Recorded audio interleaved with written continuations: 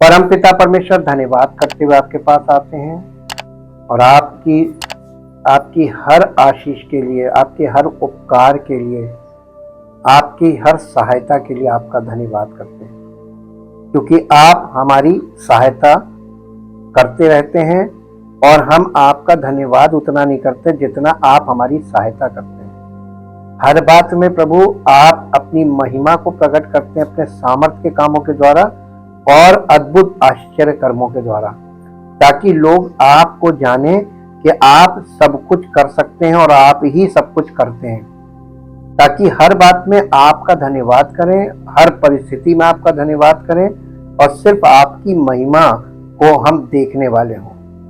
हम प्रभु हर बात में आपका धन्यवाद करते हैं और अपने जीवन को समर्पित करते हैं और आपकी सामर्थ को प्रतिदिन अपने जीवन में रिसीव करते हैं। आपकी इच्छा हमारे जीवन में अक्षरशः पूरी हो। हम अपने कसूर करने वालों को, जिन्होंने हमारे विरुद्ध में कुछ किया है प्रभु, उन्हें दिल से क्षमा करते हैं, क्योंकि हमने एक बात समझ ली है और जान ली है कि जब तक हम क्षमा नहीं करेंगे पूर्ण हृदय से, तब तक हमें आपकी ओर से क्षमा नहीं मिलेगी। इसलिए प्रभु हम लोगों को क्षमा करते हैं और चाहते हैं कि परमेश्वर की ओर से हमें भी क्षमा मिले और हमारा जीवन परमेश्वर की इच्छा और महिमा के योग्य हो। सारी महिमा आपको मिले। धन्यवाद के साथ प्रभु इस प्रार्थना को आपके इकलौते पुत्र प्रभु यीशु मसीह के नाम से मांगते हैं, आमीन। सबको जय मसीह की। परमेश्वर का धन्यवाद करते हैं अद्भुत समय के लिए और उसके उन आश्चर्य कर्मों के लिए जो हमारे जीवन में वो करता रहता है। आज हम लोग द पावर ऑफ पर्सपेक्टिव, दृष्टिकोण की शक्ति क्या है, इसके विषय में हम लोग थोड़ा सा मनन करेंगे, अध्ययन करेंगे और इस बात को देखेंगे दृष्टिकोण किसे कहते हैं, इसको क्या है। हमको समझना चाहिए कि दृष्टिकोण का मतलब क्या होता है। अगर सरल भाषा में बोले और जर्नलिस्ट की भाषा में बोले तो दृष्टिकोण का मतलब होता है चश्मा। आप परमेश्वर को किस चश्मे से देख रहे हैं, प्रभु यीशु मसीह को किस चश्मे से देखते हैं, पवित्र आत्मा को किस चश्मे से देखते हैं और सुसमाचार को किस चश्मे से देखते हैं। जो चश्मा आप इस्तेमाल करते हैं वो आपका दृष्टिकोण है। और अब हम लोग इस विषय को देखते हैं दृष्टिकोण के विषय में और उदाहरण के साथ कि हम दृष्टिकोण का मतलब क्या है। दो लोग एक ही घटना को देखते हैं और पूरी तरह से अलग अलग बातें, अलग अलग दृष्टिकोण, उनको उसी एक चीज को लेकर दोनों का दृष्टिकोण अलग अलग होता है। इसी को वो उसका अपना अपना, तो दृष्टिकोण हमेशा पर्सनल होता है, कभी भी सामूहिक नहीं होता है। अब आप नए नियम को देखिए, जब तक आप व्यक्तिगत तौर पर प्रभु यीशु मसीह को या सुसमाचार को व्यक्तिगत तौर पर सही चश्मे से नहीं देखेंगे, आप कभी भी उद्धार नहीं पा सकते। अब आपको इसके लिए किसके चश्मे की जरूरत है? पवित्र आत्मा के चश्मे की जरूरत है, जो कि बहुत कठिन चीज है। शुरू में आपको जब तक समझ में नहीं आएगा तब तक ये आपके लिए बहुत कठिन है। ये मानवीय अनुभव के बारे में एक अविश्वसनीय सत्य है। दृष्टिकोण, प्रत्येक व्यक्ति, नजरिया, सबके अपने अपने नजरिए हैं। और जब कहते हैं ना इनकी सोच, उनकी सोच, हमारी सोच, ये सोच का मतलब दृष्टिकोण ही है। आपका दृष्टिकोण आपके जीवन को प्रकट करता है। आपके जीवन को और आपके परिवार को देखकर लोग आपके दृष्टिकोण को देखेंगे कि अच्छा इनका ये नजरिया है। ये मानवीय अनुभव के बारे में एक अविश्वसनीय सत्य है। इसे दृष्टिकोण या परिप्रेक्ष्य भी कहा जाता है, इंग्लिश में पर्सपेक्टिव भी कह सकते हैं। ये सिनोनिम है पॉइंट ऑफ व्यू का, या व्यू पॉइंट कह लीजिए। दो लोग पानी से आधे भरे गिलास को जब देखते हैं, कोई मानता है कि यह आधा भरा हुआ है और दूसरा मानता है कि यह आधा खाली है। अब देखिए, आधा पानी से भरा गिलास है, एक व्यक्ति कह रहा है ये आधा खाली है, दूसरा कह रहा है ये आधा भरा है। ये क्या है? दृष्टिकोण। एक का दृष्टिकोण नेगेटिव है और एक का दृष्टिकोण पॉजिटिव है। इसी को पेसिमिस्ट और ऑप्टिमिस्ट भी आप मान सकते हैं। दृष्टिकोण ही आपको पेसिमिस्ट और ऑप्टिमिस्ट बनाता है। दो लोग अपने बैंक के खाते में एक छोटी राशि देख सकते हैं। जब लोग देखते हैं कि पैसा थोड़ा सा है, अब उनका दृष्टिकोण देखिए। किसी को यानी कोई व्यक्ति तो घबराहट से उसको दिल का दौरा पड़ जाए, अरे घट गया, अब तो हम गए, नैया डूबी। हाँ, और इस डर से कि वो बर्बाद हो रहा है, उसको दिल का दौरा पड़ जाएगा, उसको झटका लगेगा, अरे हमारा तो पैसा बिल्कुल चला गया माइनस में। और दूसरा खुशी से उछलता है, चिल्लाता है, क्योंकि उसके पास जीने के लिए अभी पर्याप्त, जो थोड़ा सा है वो कह रहा है ये पर्याप्त है, बहुत है। इसका मतलब वो ये विश्वास करता है कि इसके खत्म होने से पहले प्रभु है, आवश्यकता पूरी करेगा। अब आप बताइए, आप लोग दावे भरते हैं हम विश्वासी, दृष्टिकोण में जाके देखें तो एक भी व्यक्ति विश्वास नहीं करता। सब अपने प्रयास पे और अपनी बुद्धि, युक्ति और समझ पर भरोसा करते हो, कहते हैं हम विश्वासी हैं। दो लोग एक असफल व्यवसाय को देख सकते हैं। कोई दोबारा प्रयास ना करने के लिए हाथ खड़े कर सकता है, दूसरा कुछ नया शुरू करता है और बेहतर जानता है कि अगली बार, वो इस बात को देखता है कि अगली बार हमने क्या नहीं किया था वो हमें करना चाहिए, सुधार करता, करेक्शन। तो जो करेक्शन कर रहा वो सही है, और जो हार मान के खड़ा हो गया हमसे नहीं होगा भैया, नुकसान हो गया। तो ये दो प्रकार के लोग, नजरिया है, दृष्टिकोण है अपना अपना।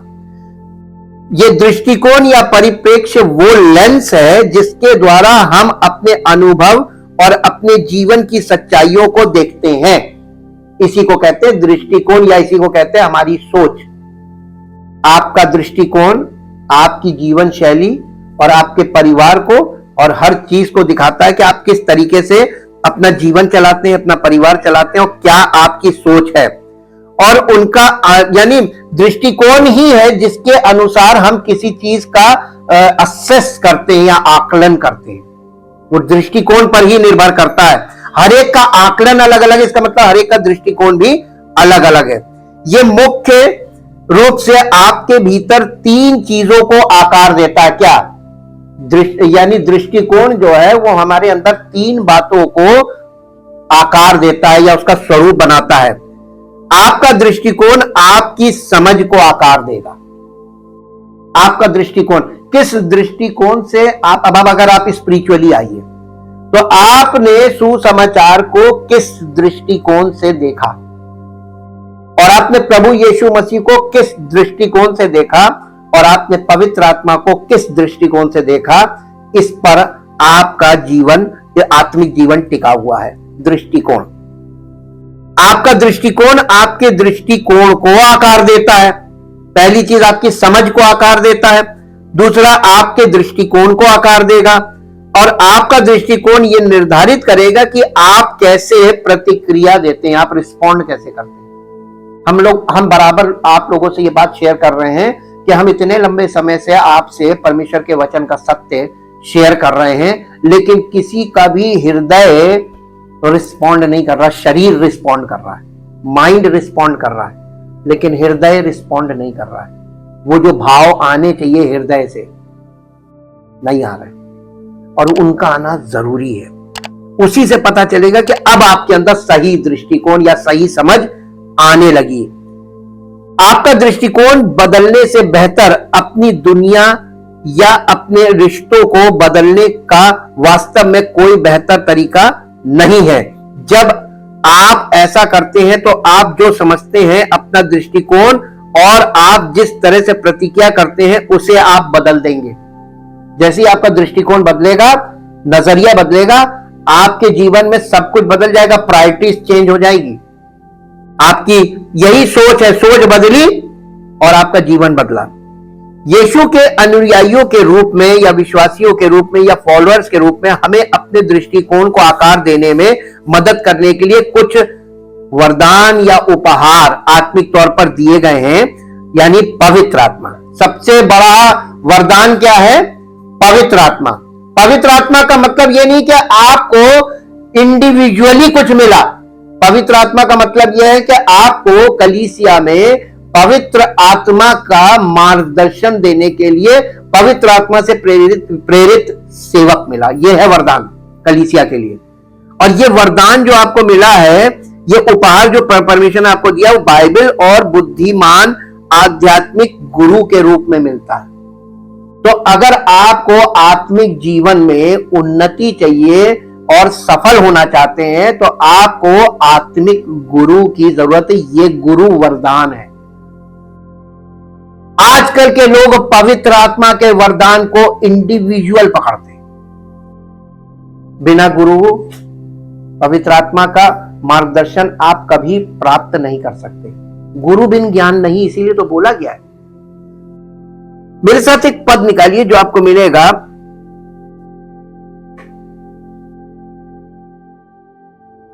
दूसरा तीमुथियुस 3 अध्याय उसका 16 और 17 पद पढ़िए। दूसरा तीमुथियुस 3 अध्याय 16 और 17 पद। मेरे पहले प्रतिवाद के समय नहीं, दूसरा तीमुथियुस 3 अध्याय 16 और 17 पद। संपूर्ण पवित्र शास्त्र परमेश्वर की प्रेरणा से रचा गया है। और ये पवित्र शास्त्र को किस उद्देश्य से रचा गया, पहले उद्देश्य को ध्यान से सुनिए। ये उद्देश्य, संपूर्ण पवित्र शास्त्र परमेश्वर की प्रेरणा से रचा गया है और पवित्र शास्त्र का उपयोग देखिए, उपदेश देने के लिए और समझाने और सुधारने और धर्म की शिक्षा के लिए लाभदायक है, यदि सही दृष्टिकोण से और सही व्यक्ति के द्वारा आपको मिलेगा तो। कंडीशन है इसमें जी, ताकि परमेश्वर का जन सिद्ध बने, यानी कलीसिया के लोग जो प्रभु के पास आए हैं, कलीसिया में नया जन्म प्राप्त किया है, कलीसिया में वो सिद्ध बने और हर एक भले काम के लिए तत्पर हो जाए। हर एक भले काम के लिए बिल्कुल रेडी हो जाए कि हमें कोई भी भलाई करने का मौका मिलेगा, मैं तुरंत करूंगा, इसके लिए तत्पर हो जाए। ये उद्देश्य है जी। अब इसको इंग्लिश में दोनों को पढ़ दीजिए। उद्देश्य का मतलब सुनिए क्या है। संपूर्ण पवित्र शास्त्र जी, 2 Timothy chapter 3 verse 16 and 17 in English. Yes, every scripture is God breathed, given by his inspiration and profitable for instruction. उपदेश का मतलब है, उपदेश का मतलब प्रचार नहीं है, उपदेश का मतलब इंस्ट्रक्शन है। और इंस्ट्रक्शन का मतलब होता है साधारण भाषा में निर्देश, इंस्ट्रक्ट करना, किसी को सही मार्गदर्शन करना। ये ऐसे नहीं होगा, ये ऐसे होगा, ऐसे करो, ऐसे करो, इसको बोलते हैं इंस्ट्रक्शन, निर्देश। Instructions for reproof and conviction of sin, यानी परमेश्वर के वचन के द्वारा वचन आपको कन्विक्ट करेगा कि तुम पापी हो, ये तुमने पाप किया, ये जो तुमने किया ये पाप है, तुम्हारी पाप से पहचान करवाएगा जी। एंड करेक्शन ऑफ एरर, जो तुमने त्रुटियां कर दी हैं उसका सुधार करो, करेक्शन करो। And discipline in obedience and for training in righteousness, in holy living, in confirmation of God's will, यानी परमेश्वर की इच्छा की पहचान में तुमको सही तरीके से कैसे बढ़ना है ये तुमको बताएगा। In thought, purpose and action, यानी आपके विचारों में पहले ये काम सही होगा, उसके बाद थॉट, फिर पर्पस, उसके बाद उद्देश्य, और उसके बाद आपके जीवन से उसका प्रगटीकरण, एक्शन। जी, so that so that the man of the man of God God may be complete may be complete and proficient, and proficient, well fitted, well fitted and thoroughly equipped and thoroughly equipped for every good work. for every good work। परमेश्वर ने पता नहीं कौन सा भला काम आपसे किस समय करवा ले। परमेश्वर कुछ भी करवा सकता है, एक ही काम के लिए थोड़ी ना पकड़ता है। आपको जीवन में हर समय परमेश्वर कुछ भलाई करवाएगा, तो हर समय आपको भलाई करने के लिए तैयार होना है। पता नहीं कब क्या करवाए। ये प्रिपरेशन है और ये परमेश्वर की इच्छा है और इसके ये स्टेप्स हैं। हाँ, और इसी के लिए परमेश्वर पवित्र आत्मा का दान देता है, यानी पवित्र आत्मा से भरा हुआ परमेश्वर अपना एक सेवक देता है, ताकि उसके द्वारा कलीसिया को इन सब बातों के लिए प्रिपेयर करा जाए, ताकि लोग सिद्ध बने। इसके साथ साथ एक पद और निकालिए, पवित्र आत्मा क्या करेगा। यूहन्ना रचित सुसमाचार 14 अध्याय का 26 पद। यूहन्ना रचित सुसमाचार 14 अध्याय उसका 26 पद। परंतु सहायक अर्थात पवित्र आत्मा जिसे पिता मेरे नाम से भेजेगा वो तुम्हें सब बातें सिखाएगा। यीशु मसीह अपने चेलों को बता रहा था, चेलों से ये नहीं कह रहा था कि तुम ये करोगे, उसने कहा था सहायक आएगा, वो तुम्हें सिखाएगा, और जब तुम्हें सिखाएगा तो तुम्हारे द्वारा सहायक और तुम्हारे पास आए हुए लोगों को भी सिखाएगा। जी, और जो कुछ मैंने तुमसे कहा है वो सब तुम्हें याद भी दिलाएगा कि देखो यीशु मसीह ने ये कहा था। चेलों को उसने जो जो बोला था वो चेले भूल गए थे, लेकिन उसने कहा था चिंता मत करो, मैं सहायक भेजूंगा, वो तुम्हें याद भी कराएगा मैंने कब क्या बोला था। इसके साथ एक और पद निकालिए, नीति वचन उसका 13 अध्याय उसका 20 पद। नीति वचन 13 अध्याय उसका 20 पद। बुद्धिमानों की संगति कर तब तू भी बुद्धिमान हो जाएगा। बताइए, घर बैठे कोई बुद्धिमान हो सकता है? डिग्री लेने से कोई बुद्धिमान हो सकता है? स्कूल में शिक्षा दी जाती है, बुद्धिमानी नहीं मिलती है। बुद्धिमानी आपके जीवन में आपको व्यवहारिक तौर पर मिलेगी। और हम तो यहाँ पे जो बात की जा रही है तो परमेश्वर की यानी स्पिरिचुअल विजडम की बात की जा रही है। और स्पिरिचुअल विजडम को हमेशा समझिएगा, स्पिरिचुअल विजडम नॉलेज नहीं है जो आपने गेन करी है। Spiritual wisdom is always spirit, the spirit of wisdom, और वो पवित्र आत्मा है। तो बुद्धि की आत्मा से परमेश्वर आपको परिपूर्ण करना मांगता है, लेकिन कैसे? कलीसिया में बने रहो, वचन में बढ़ते रहो, वचन की अंडरस्टैंडिंग में बढ़ते रहो, परमेश्वर की इच्छा में बढ़ते रहो, डिसिप्लिन में बने रहो। डांटे पड़ेंगी और आपको सुधारने के लिए बहुत कुछ होगा। पवित्र आत्मा करेगा काम, हार्ड तरीके से करेगा, लेकिन काहे के लिए करेगा? ताकि आपको सिद्ध बनाए। आपको वो धर्मी नहीं बनाने आया, सिद्ध बनाने आया। सिद्धि ऐसे नहीं मिलती है, सिद्धि साधना से मिलती है। तो वो आपको सिद्ध करने के लिए काम करेगा। इसलिए अपने दृष्टिकोण को सही कर लो। जो लोग का दृष्टिकोण सही नहीं होगा वो इन सब बातों को छोड़कर भाग जाएंगे और परमेश्वर के वरदान को हल्के में लेकर अपना नुकसान करेंगे। परंतु मूर्खों का साथी नष्ट हो जाएगा। यह परमेश्वर का वचन कह रहा है। दृष्टिकोण उतना ही महत्वपूर्ण है जितना कि जिन घटनाओं का आभास हो रहा है। यदि हम स्वयं को बेहतर दृष्टि से देखने के लिए प्रशिक्षित नहीं करते हैं तो हम इस मामले की वास्तविक सच्चाई से चूक जाने के खतरे में हैं। दृष्टिकोण में बदलाव के साथ जो चीज पहले भयावह थी वो रोमांचक बन जाती है। जो रिश्ते एक बार टूट गए थे वो दोबारा जुड़ सकते हैं बिकॉज ऑफ पर्सपेक्टिव या पॉइंट ऑफ व्यू, दृष्टिकोण से। एक पल में अनिश्चितता आत्मविश्वास बन सकती है। क्यों? नजरिया है। जैसे ही आपका नजरिया बदलेगा एकदम सब कुछ बदल जाएगा, आपकी दुनिया बदल जाएगी। चिंता कार्रवाई के लिए एक रैली हो सकती है। जो रिश्ते एक बार टूट गए थे वो दोबारा जुड़ सकते, एक पल में अनिश्चितता आत्मविश्वास बन सकती है। ये जो दृष्टिकोण है ये शक्तिशाली है और ईश्वर जैसा देखता है उससे अधिक शक्तिशाली कोई दृष्टिकोण हो ही नहीं सकता। अब आप अपने आप को, इस दुनिया को और परमेश्वर को, पिता पुत्र पवित्र आत्मा को, परमेश्वर के वचन को, कलीसिया को, इन सब चीजों को आप किस दृष्टिकोण से देखते हैं ये आपके लिए जरूरी है। क्योंकि आपका दृष्टिकोण गलत होगा तो नुकसान किसको पहुंचेगा? जिसका दृष्टिकोण गलत है उसी को नुकसान पहुंचेगा, वही नुकसान में जाएगा।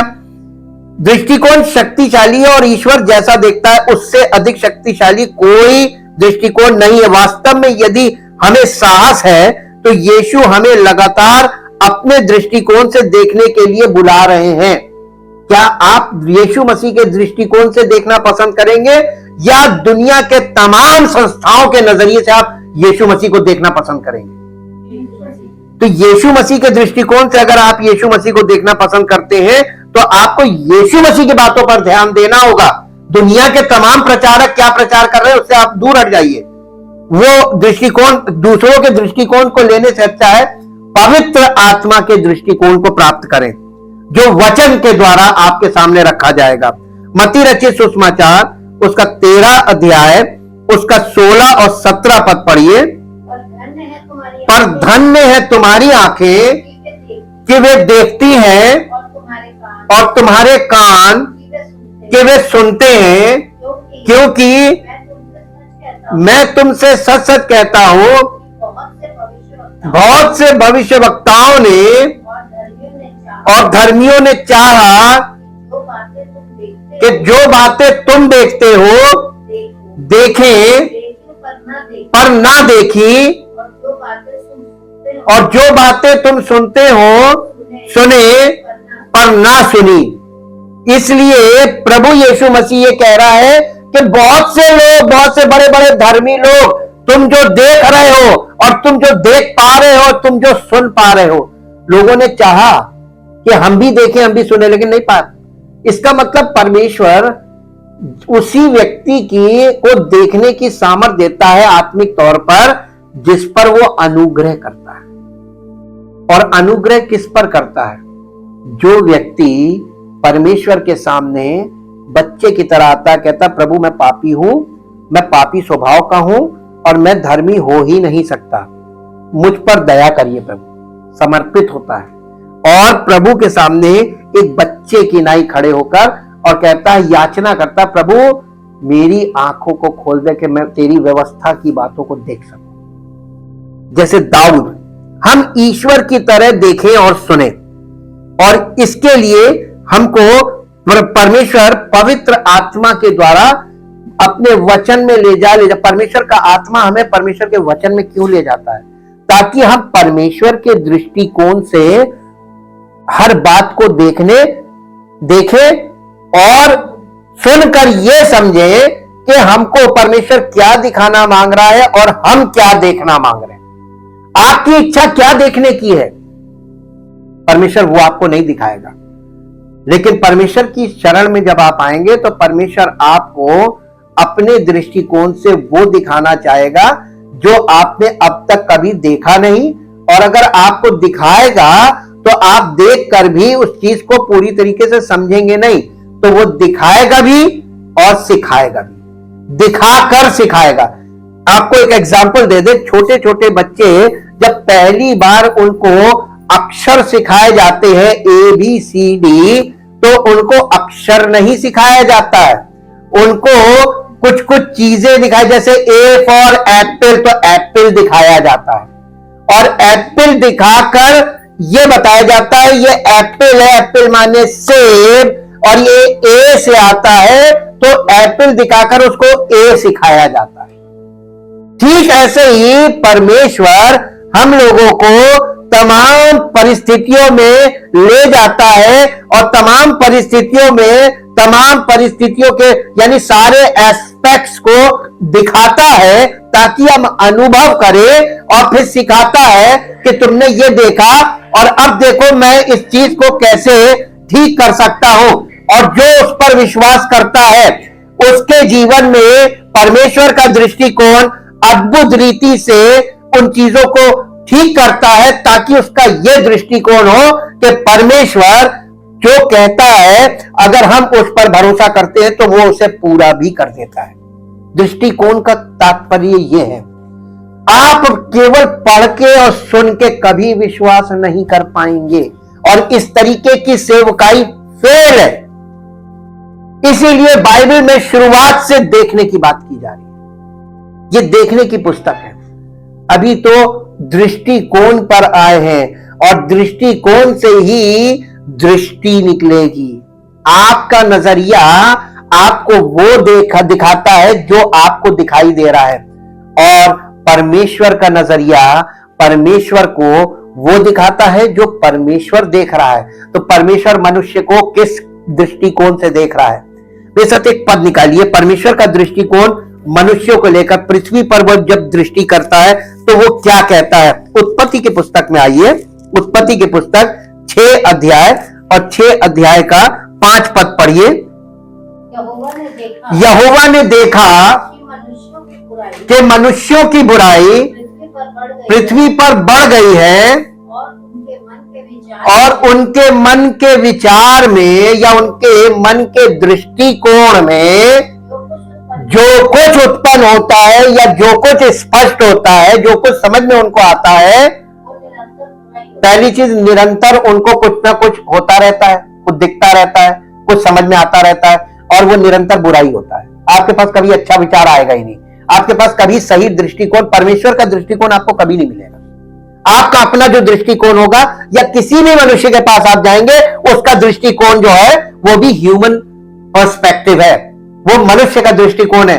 अब आप बताइए किस मनुष्य पर इतना विश्वास करेंगे कि आप उसके दृष्टिकोण को अपने अनंत जीवन के लिए उसके दृष्टिकोण पर चल जाए और आपको अनंत जीवन मिल जाए? है कोई मनुष्य जिस पर इतना भरोसा किया जाए कि उसके दृष्टिकोण से हमको यीशु मसीह मिल जाएगा, उसके दृष्टिकोण से हमें पवित्र आत्मा? सबका अपना अपना दृष्टिकोण है यीशु मसीह को लेकर, पवित्र आत्मा को लेकर और सुसमाचार को लेकर। और इसी दृष्टिकोण पे पूरी दुनिया में ये 3 चीजें इतनी ज्यादा यानी टुकड़ों में हो गई, इतनी ज्यादा डिस्प्यूटेड हो गई कि अब लोग कंफ्यूज हो गए कौन सा। ये पौलुस ने इसीलिए प्रश्न उठाया, तुमने किस यीशु पर विश्वास किया, कौन सा सुसमाचार तुमने ग्रहण किया और कौन सी आत्मा तुमको मिली? ये 3 गंभीर प्रश्न हैं। और आज मसीहत में पौलुस का ये प्रश्न इन 3 बातों को लेकर, आप इस पौलुस के नजरिए से जब आप देखेंगे तब आपको स्पष्ट दिखाई दे जाएगा कि सबका अपना अपना यीशु है, अपना अपना सुसमाचार है और अपना अपना पवित्र आत्मा है, जबकि वो पवित्र आत्मा है ही नहीं। स्पिरिट ऑफ एरर बोला गया, स्पिरिट ऑफ कंफ्यूजन बोला गया, एंटी क्राइस्ट स्पिरिट बोल सकते हैं। लेकिन पवित्र आत्मा एक, यीशु मसीह एक, पिता एक, पुस्तक बाइबल एक। तो इतने नजरियों में क्यों बट गया? क्योंकि यीशु मसीह के बाद जब उसके प्रेरितों के द्वारा यीशु मसीह के जी उठने का सुसमाचार पवित्र आत्मा की सामर्थ्य से लोगों को सुनाया गया, तो वो जो पहली लौट थी जिन्होंने ग्रहण किया, जिन्हें हम पहली सदी की कलीसिया बोलते हैं, वो प्रेरितों के चरणों में बैठकर परमेश्वर के विषय में या मसीह के विषय में शिक्षा ग्रहण करती थी, और पूरे समर्पण के साथ, आदर के साथ, भय के साथ और जिज्ञासा के साथ।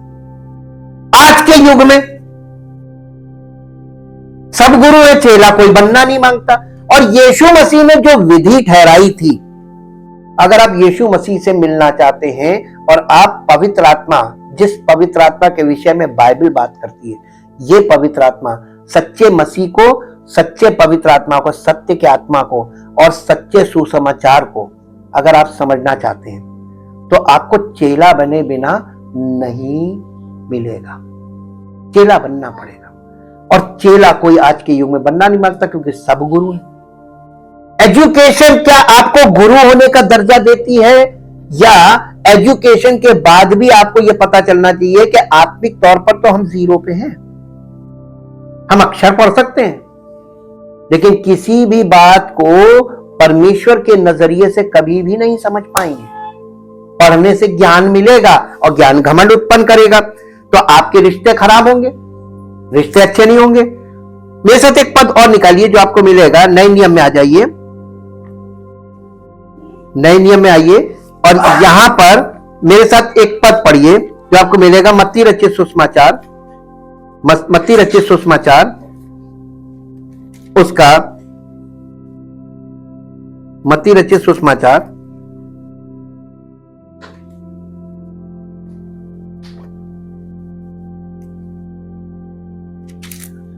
और उसका 5 अध्याय, आइए 5 अध्याय 3 पद से पढ़िए, बल्कि पहले पद से पढ़िए। 5 अध्याय पहले पद। इस भीड़ को देखकर वो इस भीड़ को देखकर पहाड़ पर चढ़ गया। कौन? यीशु मसीह पहाड़ पर चढ़ गया और जब बैठ गया तो उसके चेले उसके पास आए तो उसके चेले उसके पास आए और वो अपना मुंह खोलकर उन्हें ये उपदेश देने लगा। उपदेश का मतलब अभी हमने देखा था क्या? इंस्ट्रक्शन, निर्देश देने लगा। निर्देश क्या होता है?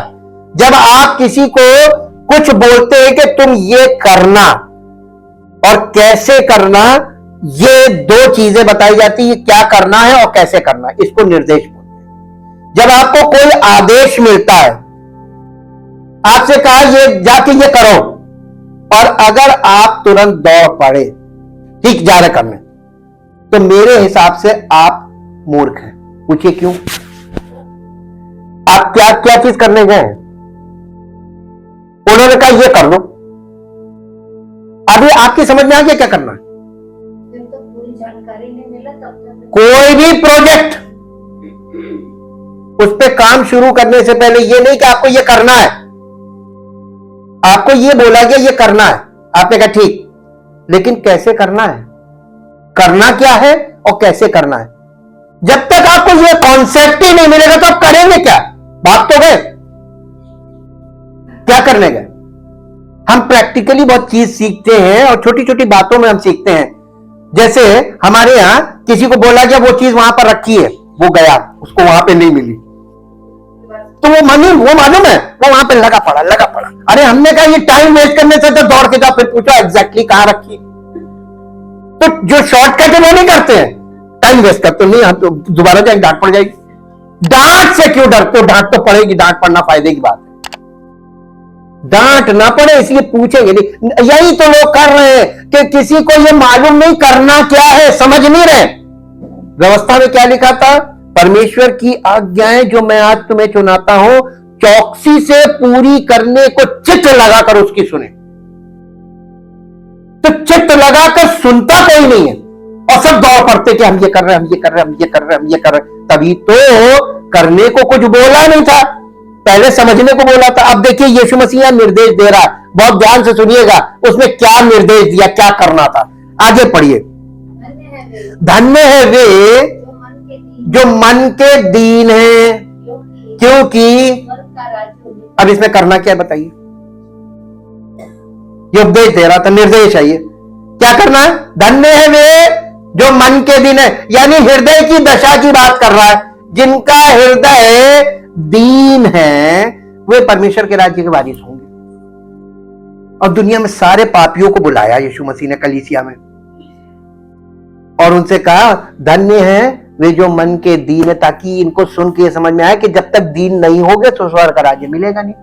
आज सारे लोग अपने आप को धर्मी बोल रहे हैं और धर्म के बड़े बड़े काम, रिलीजियस वर्क्स दिखा रहे हैं, रिचुअल्स कर रहे हैं और कह रहे देखो हम कर तो रहे हैं। उसने कहा ही नहीं करने को, कहा था यहां कहा यीशु मसीह ने कि तुम लोग जमा होकर आंसुओं के साथ प्रार्थना करना और फास्टिंग प्रेयर करना, ये सब बोला उसने। तो ये तो कर रहे हैं सब, और जो यहां बोला वो किसी ने ध्यान ही नहीं दिया।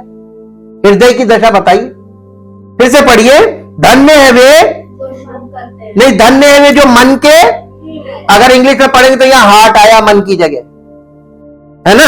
अब आगे पढ़िए। धन्य है वे जो शोक करते हैं, क्योंकि वे शांति पाएंगे। आज अगर आप शोकित हैं तो आपको प्रभु शांति देगा, लेकिन अगर आप शोक नहीं मना रहे, आप आनंद मना रहे हैं, तो आपको क्या मिलेगा? उल्टा बता दीजिए, क्या मिलेगा? नहीं, अगर आप शोक कर रहे हैं तो आपको शांति मिलेगी, प्रभु शांति देगा। और अगर आप अशांति और आनंद कर रहे हैं तब क्या मिलेगा? शोक। उल्टा कर दीजिए। तो ये हृदय की दशा बताएगी। आगे पढ़िए। धन्य है वे जो नम्र हैं, तो यीशु मसीह ने कहा था धन्य है वे जो प्रार्थना करते हैं, प्रचार करते हैं। हाँ, तो देखिए आज लोग कर क्या रहे, इसीलिए तो कोई पृथ्वी का अधिकारी बन ही नहीं पा रहा। इसके बाद देखिए, धन्य है वे जो धार्मिकता के भूखे और प्यासे हैं। आज कितने लोग भूखे प्यासे हैं? इसीलिए तो तृप्ति नहीं है। तृप्ति भूल जाइए। तृप्ति नाम रख सकते हैं आप, लेकिन तृप्त कोई है नहीं। And nobody is satisfied. सब असंतुष्ट है। असंतोष के कारण कुड़कुड़ा रहे। प्रार्थना का मतलब कुड़कुड़ा रहे, प्रभु ये कर दे, प्रभु ये दे दे, प्रभु ये दे दे। उसने बोला था हृदय की दशा बताइए। नए नियम की शुरुआत, ये नए नियम की व्यवस्था है। बाइबल की शुरुआत पुराने नियम में पुरानी व्यवस्था से हुई थी, नए नियम में नई व्यवस्था से। ये न्यू कॉवेनेंट है। और यीशु मसीह ने हृदय से शुरू किया, हृदय की व्यवस्था। जब तक हृदय की स्थिति सही नहीं होगी ना, आपको कुछ नहीं मिलेगा। धार्मिकता के भूखे प्यासे वे तृप्त किए जाएंगे। उनके लिए पवित्र आत्मा दिया गया है, उन्हीं के लिए कलीसिया है। आगे, धन्य है वे जो दयावंत हैं, क्योंकि आज सब लोग चिल्ला रहे प्रभु दया कर, प्रभु दया कर। क्यों नहीं कर रहा है? उसने कहा जो दया करेगा उसी पर दया करूंगा, जो क्षमा करेगा उसी को क्षमा करूंगा। अब बताइए, सारी चीजें आपके हाथ में है। बोगे तभी काटोगे, और बोना कोई चाहता नहीं, काटना सब मांग रहे। यह है नई व्यवस्था। आगे पढ़िए। धन्य है वे जिनके मन शुद्ध हैं, क्योंकि अब बताइए, कोई उसने विधि बताई कि ऐसे करोगे प्रभु दिख जाएंगे? हाँ, इतनी प्रार्थना करोगे, इतना ये उच्चारण करोगे तो प्रभु दिख जाएंगे? अब कोई बोल नहीं रहा है। किस नजरिए से आप यीशु मसीह को अब तक देख रहे थे? सुसमाचार को, वचन को आप किस नजरिए से लेके खड़े थे? अपने प्रयासों पे? तुम्हारे प्रयास से कुछ नहीं मिलेगा। उसने यह दशा बताई, हृदय की दशा।